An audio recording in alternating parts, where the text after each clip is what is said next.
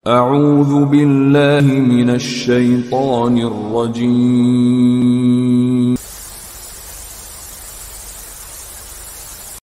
Bismillah, Assalamualaikum warahmatullahi wabarakatuh. Alhamdulillah wassalatu wassalamu ala rasulillah wa ala alihi wa sahbihi wa mawalah. Sahabat muslim dimanapun kita berada, kita berharap Allah subhanahu wa ta'ala selalu mencurahkan rahmat dan karunia-Nya serta hidayahnya kepada kita dan mengistiqomahkan hati kita tetap berada di jalan yang diridhoi olehnya dan dicintai oleh Nabi Muhammad SAW. Amin ya rabbal alamin. Sahabat muslim, masih viral, masih hangat ya di media sosial diceritakan atau dinarasikan bahwa Pak Dahlan Iskan telah keluar dari agama Islam dan masuk ke dalam agama yang bernama agama Buddha suci. Ini kemudian diperlihatkan pula video-video di mana beliau berpidato ya mengenai tentang agama Buddha suci ini. Kemudian ada di video yang lain terlihat Pak Dahlan Iskan masuk ke dalam sebuah kelenteng sambil membawa patung, kemudian melakukan dalam tanda kutip penyembahan. Wallahu alam, entah itu disebut dengan penyembahan atau tidak, tapi yang jelas beliau berada di dalam kelenteng tersebut. Apakah Pak Dahlan Iskan ini sudah keluar dari agama Islam? Sebelum kita membahas ini, kita lihat dulu video. Tidak ada sembahyang, tidak ada doa, tidak ada rumah ibadah. Tidak ada sembahyang. Dan saya menjadi salah satu anggotanya, anggota aktivisnya. Salah satu anggota. Saya beberapa kali ke Taiwan, ke satu pantai timur namanya Hualien. Saya bertemu dengan pemimpin agama tertinggi di sana. Agama itu namanya Buddha Suci. Dan di sana diajarkan bahwa agama mereka ini tidak boleh mempunyai tempat ibadah.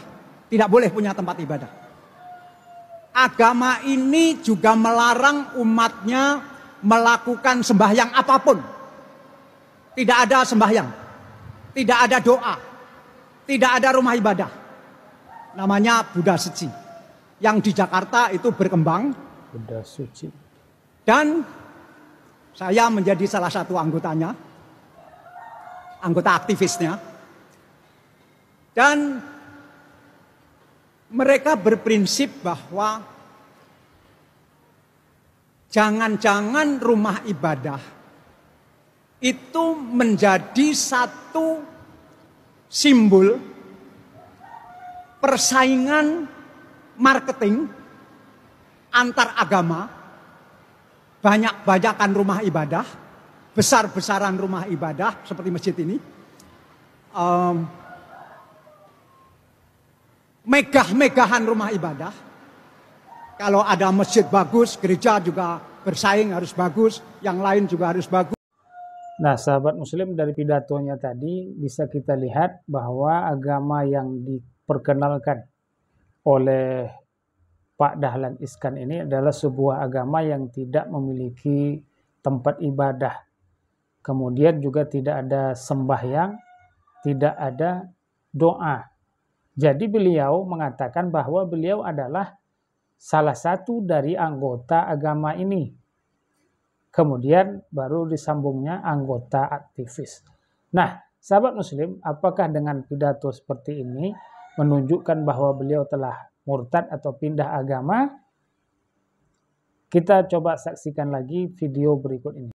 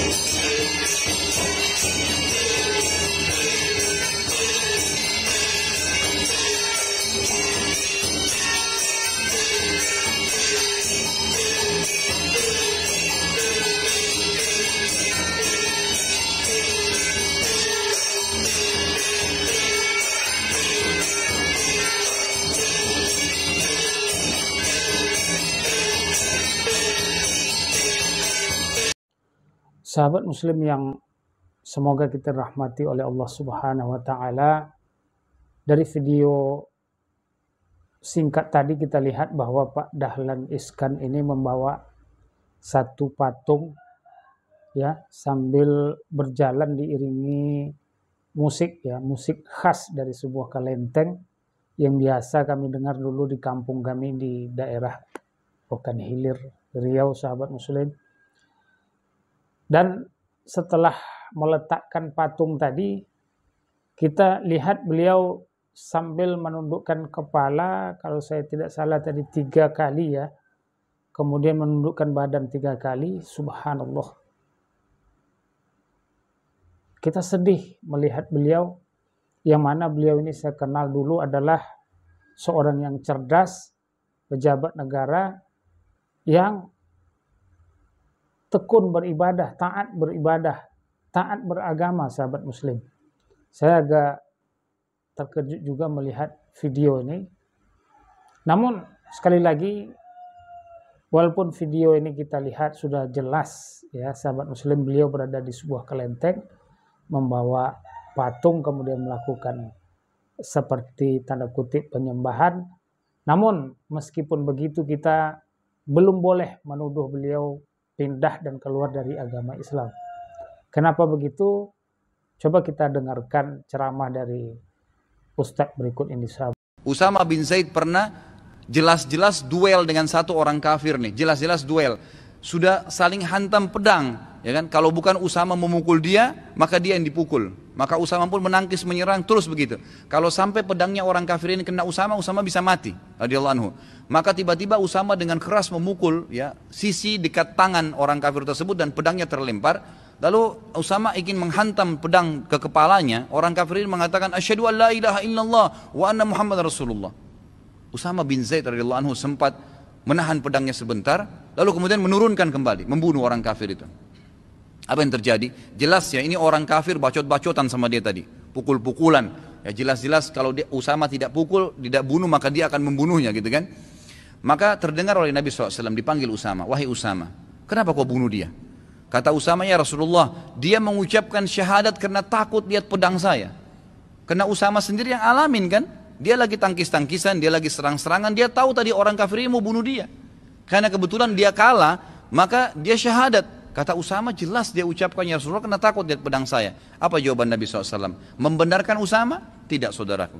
Kata Nabi SAW, asyaqaqta an qalbi. Apa kau belah dadanya dia, hai Usama, sampai kau tahu isinya dia bohong atau tidak? Lalu kata Usama, Nabi SAW ulangi lagi, asyaqaqta an qalbi. Apa kau belah dadanya, hai Usama, sehingga kau tahu isinya dia bohong atau tidak? Diulangi lagi, asyaqaqta an qalbi, hai Usama. Apa kau belah dadanya sehingga kau tahu dia benar atau tidak? Terus kata Usama, Nabi SAW ulangin sampai saya berharap mati, saya masuk kuburan dan saya mati, tidak keluar lagi karena takutnya dengan kesalahan tersebut. Dan semenjak itu kata Usama, saya tidak berani mengangkat senjata di depan seorang muslim.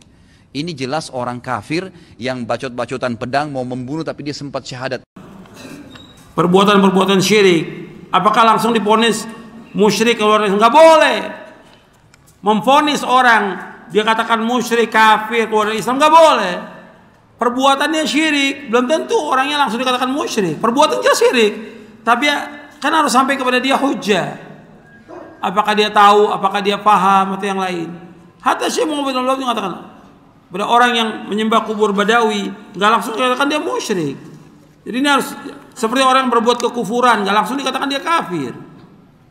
Ada sahabat, pernah terjadi sahabat dia sujud kepada Nabi. Sujud ini kufur apa tidak kepada selain Allah? Kufur. Tapi Nabi nggak mengatakan dia kafir, Nabi nggak suruh dia mengucapkan 2 kalimat syahadat itu. Karena dia belum tahu, belum sampai hujjah kepada dia. Jadi kita hati-hati dalam masalah ini. Jangan main gampang-gampang mengatakan orang itu musyrik atau kafir, nggak boleh. Dapat kita ambil kesimpulan bahwa untuk mengkafirkan seseorang itu tidaklah segampang dan semudah itu. Nabi saja sampai menyuruh Usamah tadi membelah perut atau membelah dada orang yang dibunuhnya itu. Apakah benar orang ini berbohong atau tidak? Sampai seperti itu Nabi menyuruh Usamah. Pada kasus Pak Dahlan Iskan ini tentu kita harus melihat dari berbagai macam sisi, terutama dari pengakuan beliau sendiri. Kita tunggu ya apakah beliau ada klarifikasi terkait video beliau yang sedang viral ini. Kita berharap ada ya, dan kita nanti di situ dapat memastikan atau membuat sebuah keputusan atau pernyataan apakah beliau sudah keluar dari agama Islam atau tidak. Namun selagi belum ada hal-hal yang menguatkan beliau keluar dari agama Islam, meskipun tadi kita melihat beberapa video dan ungkapan-ungkapan yang beliau sampaikan, tidak boleh kita sembarangan dan semudah itu mengatakan bahwa beliau telah keluar dari agama Islam atau murtad atau kafir, sahabat muslim semua. Kemudian kita lihat pernyataan dari orang yang pernah menjadi murid daripada Pak Dahlan Iskan berikut ini, sahabat muslim.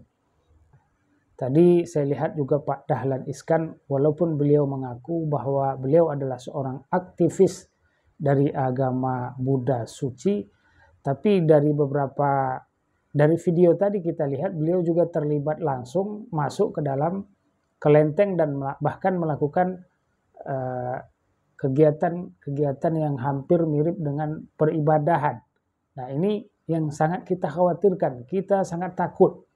Yang kita takutkan adalah tergelincirnya akidah kita, sahabat muslim semua.